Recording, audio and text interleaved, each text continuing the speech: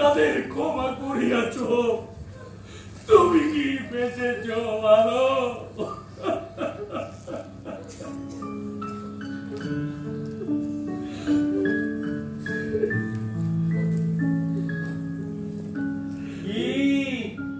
সব উল্টে পাল্টে দিয়ে গেছে তো হরিদা, তুমি? আমি ছাড়া এই অন্ধকারে তোমাদের আলো দেখাবে কে? আর কারো কি সে সাহস আছে? তোমার ভয় করলো না? একটু তো করলোই, তবু এলাম, না এসে যে পারলাম না।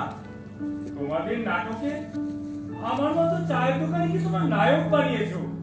তোমাদের থিয়েটারে আমাদের কথা বলেছো। আজ তোমাদের বিপদের দিনে আমি না এলে চলে না? ওঠো, সবকিছু গুছিয়ে নাও। কিন্তু এই অন্ধকারে আমার কর্মটাও তো খুঁজে পাচ্ছি না।